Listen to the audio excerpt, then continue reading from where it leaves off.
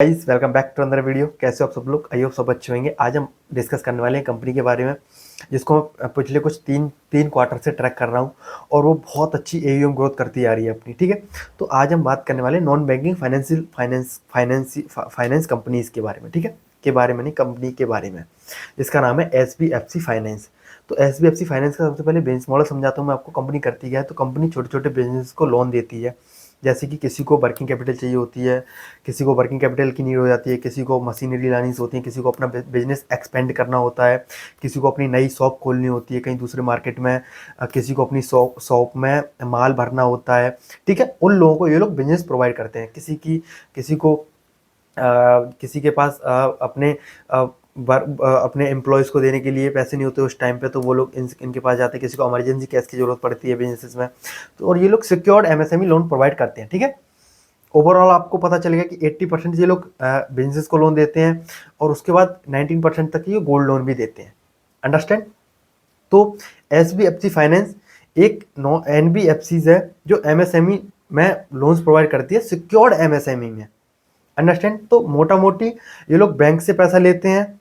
इन लोगों ने बैंक से पैसा लिया, सपोज करो कि 9% पे, ये लोग लैंड करते हैं 17, 18, 19% पे पर एनम। उसमें जो बीच में बचता है उसे हम स्प्रेड बोलते हैं, मार्जिन। ठीक है, क्योंकि आगे स्प्रेड होगा, आगे स्प्रेड में जब उसका रिजल्ट डिस्कस करेंगे तो मैं आपको बताऊंगा। तो आपको मैं एक चीज़ और बताता हूँ, अगर आप ये पूरी वीडियो देखते हो तो आपको ये समझ में आ जाएगी कि आप एनबीएफसीज को, ऐसे तरह के बिजनेसेस को आप कैसे रीड कर सकते हो। आप खुद से अपनी अपनी आप खुद से कैसे डिसीजन ले सकते हो एक कंपनी पढ़ने के बाद, ये कंपनी अच्छी है या फिर ये कंपनी बेकार है। ठीक है, या तो कंपनी अच्छी होगी या कंपनी बेकार है। तो यकीन करो, आप इस वीडियो देखने के बाद आप खुद समझ जाओगे कि हाँ ये कंपनी बेकार है, हाँ ये कंपनी अच्छी है। ठीक है, तो इनका सिंपल फंडा होता है, ये लोग बैंक से लोन लेते हैं, बैंक से बोरो करते हैं, हाँ यहाँ पे छोटे छोटे बिजनेस को लैंड करते हैं, उनसे अपना पैसा कलेक्ट करते हैं। तो कलेक्ट जो करते हैं वो ईएमआईज पे कलेक्ट करते हैं ये लोग। ठीक है, तो ईएमआईज पे कुछ लोग क्या होते हैं, जैसे 100 पीपल्स को इन्होंने, 10 लोगों को इन्होंने, 100 एग्जाम्पल लेते हैं, 100 लोगों को इन्होंने लोन्स प्रोवाइड करी। उसके बाद बेसिकली बात है ये, क्या कहते हैं, ऑब्वियस बात है कि 2 लोग तो नहीं देने के, एक या फिर 2 लोग नहीं देने के। ठीक है, तो वही हमें देखना होता है कि एसेट क्वालिटी। आपने देखा होगा फाइनेंशियल्स में लोग बात करते हैं कि भाई इसकी एसेट क्वालिटी बेकार होगी, मतलब कि इन लोगों ने पैसा लैंड किया, 100 रुपये लैंड किए, उसमें से इनका दो लोगों ने पैसा ही नहीं वापस दिया, मतलब कि 2 रुपये ही नहीं आए इनके वापस। ठीक है, यहाँ से दिक्कत कब आती है कि वो ज़्यादा लोग वापस ना करें, कंपनी ने बेकार ही लैंड कर दिया, मतलब कि कंपनी जो कोई आ रहा है उसे देती जा रही है, उसका पैसा वापस नहीं आ रहा, तो फाइनेंसिस बेकार होती है, मतलब कि वो कंपनी बेकार हो जाती है फिर। ठीक है, आपको हमेशा ये दिमाग में रखना है एसेट क्वालिटी वो क्या होती है। आपको कैसे पता चलेगा? आपको जीएनपीए देखना है, देन एनएनपीए देखना है। ठीक है, चलो तो बात करते हैं आज कंपनी की रिजल्ट की। ठीक है, तो अभी Q3 का रिजल्ट आया है। कंपनी ने अपनी जो एयूएम ग्रोथ का है वो करी है 29% से YoY लेवल, 29% से एयूएम ग्रोथ करी है, स्प्रेड मेंटेन किया है अपना। ठीक है, और जीएनपीए, इनका जो जीएनपीए है, जीएनपीए की फुल फॉर्म क्या होती है? Gross non performing assets. मतलब कि 90 डेज के बाद जो लोग अपनी लोन्स का जो ईएमआई होती है वो पे नहीं करते हैं, उसे वो बोलते हैं जीएनपीए। ठीक है, और ये प्रोविजन करना पड़ता है कंपनी को खुद, मतलब कंपनी फिर खुद उनकी ईएमआई को डालेगी। अंडरस्टैंड? इसको प्रोविजन बोलते हैं। प्रोविजन एक एक्सपेंस होता है, कंपनी की तरफ से, ऐसे एनबीएफसी में प्रोविजन एक्सपेंस होता है, मतलब कि 100 में से एक ने लोन नहीं दी तो उसकी कंपनी खुद से भरेगी उसको पैसे को अभी से ही, जाके कि बाद में बर्डन ना पड़े। अंडरस्टैंड? जीएनपी इनका इनका जीएनपी है गाइस,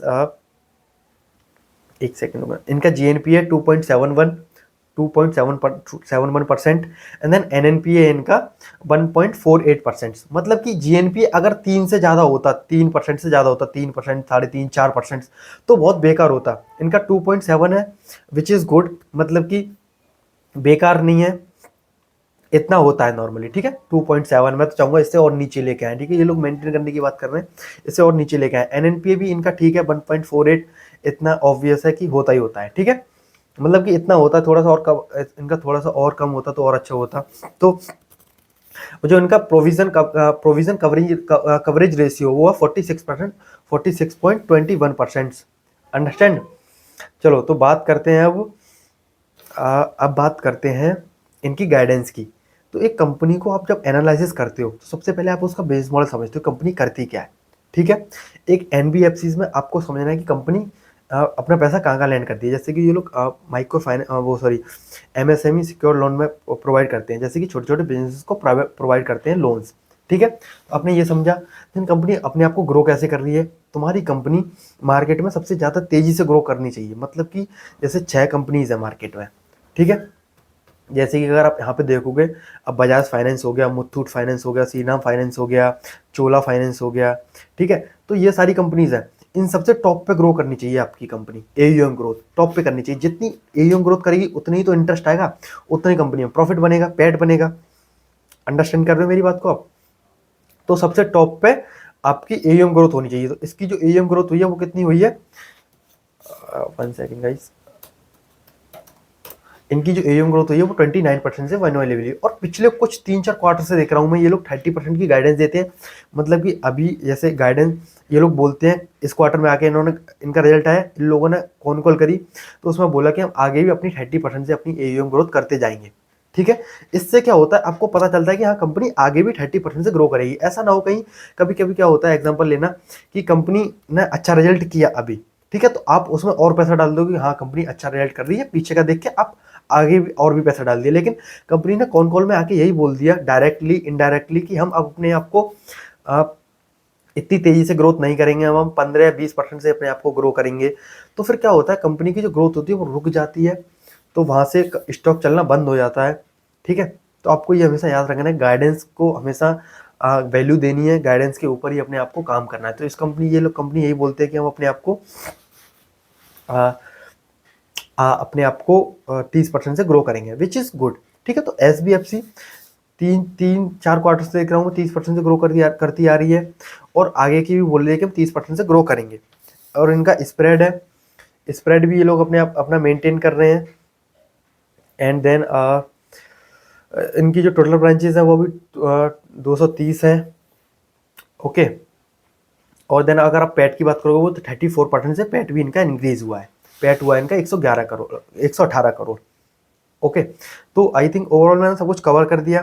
कंक्लूजन करते हैं, एक नॉन बैंकिंग फाइनेंस कंपनी को आपको पढ़ने के लिए सबसे पहले उसका बिजनेस मॉडल समझो, देन समझो कि कंपनी में एसेट क्वालिटी तो बेकार नहीं है, अंडरस्टैंड एयूएम ग्रोथ कितने से हो रही है, जैसे कि पूरे जो इसका जो सेक्टर होगा, इसकी जो कंपनीज होगी 7 की कंपनीज, उनसे सबसे टॉप पे तेजी से ग्रो कर रही है, उनसे सबसे ज़्यादा स्प्रेड है कि नहीं इस कंपनी का, एक सेकेंड हाँ, सबसे ज़्यादा स्प्रेड है कि नहीं, एसेट क्वालिटी में अच्छी है कि नहीं कंपनी, मतलब कि सबसे ज़्यादा अच्छी एसेट क्वालिटी है तो सही ना।